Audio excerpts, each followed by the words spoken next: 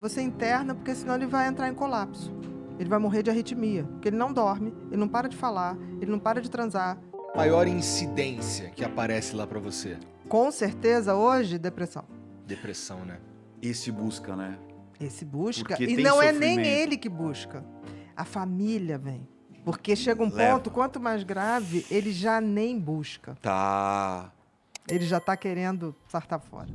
Quer se matar. Quer se matar. O índice de suicídio hoje, depois da pandemia, é uma epidemia. A gente tem uma epidemia De silenciosa, uma pandemia silenciosa de suicídio.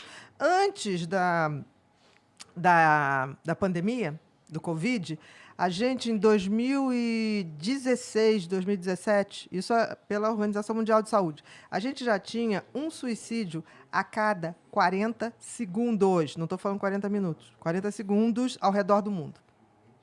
Gente, é muita coisa. É muita Porra, é coisa. coisa pra cacete. Tá? E desses que cometiam suicídio, para cada pessoa que cometia suicídio, 20 tentaram e não conseguiram. Então, assim, é muito. Depois que a gente teve a pandemia, isso aumentou muito. É, faz sentido, né? Uma pessoa que comete suicídio, ela é necessariamente uma pessoa depressiva, não é? Eu não consigo pensar em nenhuma outra razão. Existe 90% dos casos de suicídio, 95% é evitável, porque é fruto de uma doença mental. Disparadamente, na frente, vem a bipolaridade. Bipolaridade. Porque a bipolaridade, ela vem com uma energia que o cara, quando está na euforia, ele é brilhante. Mas quando ele cai, é a depressão mais funda que tem. Ele é dos opostos. Ou ele está muito, muito, muito feliz, que é a euforia, que é uma alegria injustificável, ou ele está no fundo, no fundo, no fundo.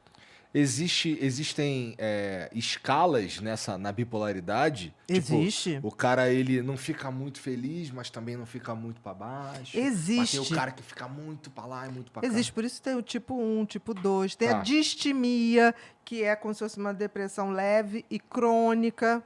Tem a própria bipolaridade, é que você tem a euforia, tá? E essa é mais difícil, e depois a depressão. E tem uma bipolaridade, tipo 2, que você não chega a ter euforia, você tem uma hipomania. Não chega a ter uma coisa assim extravagante, tá? Porque, por exemplo, o cara que está em euforia mesmo, ele não tem sono. Ele fica hipersexualizado, ele trabalha compulsivamente, tem ideias compulsivamente, ele não tem necessidade. Chega uma hora que você interna, não é por nada, você interna porque senão ele vai entrar em colapso. Ele vai morrer de arritmia, porque ele não dorme, ele não para de falar, ele não para de transar. É como tudo ficasse muito, muito over. Entendi. E quando ele vai para a depressão, essa depressão é um buraco, é como se ele saísse do 20º andar para o menos 20. Entendi. Por isso que ele é Perigosíssimo. mais fácil de suicidar, o bipolar. Porque como ele sabe Essa o oscilação máximo... é rápida? Essa oscilação, não é rápida. Não é uma instabilidade. O borderline é mais instável. Tá. O bipolar, não. O bipolar, você vê nitidamente, quando ele está na euforia, aquilo que eu falei, ele não dorme, ele tem uma hipersexualidade, ele não se cansa. Tanto que, às vezes, você chega, parou, vamos botar para dormir, porque senão ele morre de arritmia cardíaca. Não come, nada. Muitos gastam demais, né? Tem autoconsumo. Consome. Aí mas quando tá em vamos- mania, tipo, eu namoro com a filha do Bill Gates. Nossa. As coisas muito loucas, né? É uma coisa que você fala assim, o discurso você vê que não é possível. Porque é uma coisa de grandeza, sabe? É uma coisa... Tudo exagerado, Tudo né? exagerado. Tudo muito exagerado. E quando ele desce demais. Aí o que acontece?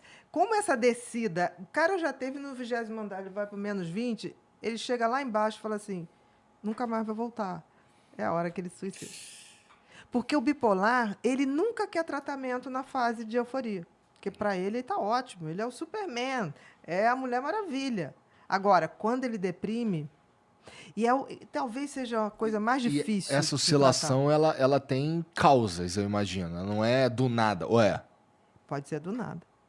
Puta, A isso que é perigoso. tem causa é o borderline. Porque o borderline ele é tão sensível ao que está em volta, que, por exemplo, se o namorado falar assim, olha, hoje eu não vou poder, que eu estou aqui no trabalho, ela já fica, não, mas ele vai encontrar com outra mulher. Não, isso aí está mentindo, eu vou seguir, eu vou não sei o quê. Por quê? Porque ela depende daquela pessoa para viver. Ele tem um estímulo externo, então, Ele tem. Essa variação, por isso que a gente fala aqui no borderline, você tem uma instabilidade de humor. Na bipolaridade, você tem uma troca mesmo. Isso leva um tempo, não é assim de uma hora para outra. Eu li certa vez que parece que, posso estar falando uma besteira, que o organismo, ele é uma defesa, inclusive, do organismo, né? O quê? Porque o cara, como você falou, o cara tá tão acelerado, mas tão acelerado, que o organismo fala assim, cara, eu preciso desligar, e aí desliga, e aí é uma depressão a consequência é a depressão profunda. Eu não sei se é defesa, por exemplo, mas é uma coisa que não dá para continuar naquele ritmo. E aí precisa desligar. E aí quando desliga, vai para a depressão. São as depressões mais dramáticas. E mais difícil de tratar, porque quando você dá um antidepressivo, corre o risco dele virar para euforia de novo. E é isso que eu estou falando. São todos tratáveis, mas o problema é que você convencer um bipolar a manter tratamento é horrível. Porque quando você tira ele da depressão, mas não deixa ir para a euforia, ele fala assim, não, mas assim não vale a pena. Eu era feliz, você está acabando com a minha felicidade. Imagina, um cara que não cansa de trepar, não precisa dormir, comprando horrores, como se não houvesse amanhã. Tudo, você vai ver, eu tive um paciente que ele, quando entrava em euforia, ele ia para Prado Júnior, pegava aquelas mulheres todas ali, daquelas casinhas infernais, né? Daquelas boates, pagava para todo mundo a noite inteira. Aí teve uma vez que ele estava perdido, né? E ele desaparecia.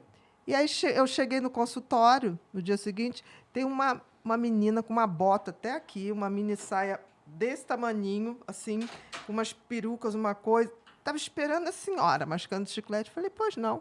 Olha, fulano foi ontem lá. Eu falei, você achou? Ele está lá. Não, mas não sei onde ele mora. Mas ele me disse que a senhora podia liberar para ele me dar um carro. Ele me deu um carro. A senhora vai liberar? Eu falei, olha só, ele está em euforia. E eu já tratava ele, então eu cheguei a mandar um documento para o banco. Eu falei, se ele bater cheque lá, você não desconta. Aí, o que ele fez? Ele deu, na época era o cheque, e ele prometeu uma Mercedes classe A, você lembra? Nossa. Aí eu falei, olha, vamos fazer o seguinte, me ajuda a achar ele, que ele não está bem. A senhora já está dizendo que eu não vou ganhar um carro. Não estou falando isso. Quando ele ficar bem, se ele quiser te dar um carro, o dinheiro é dele. Ele pode te dar. Mas hoje, certamente, você não vai ter o carro. Dá para você me ajudar? Que eu posso te ajudar. Aí tá. Foi, ela achou, estava na casa de uma outra menina, Tratei, ficou bem. Aí, 2 semanas depois, ele falou assim, você pagou o carro para fulana? Eu falei, não, né? Vamos decidir isso, né?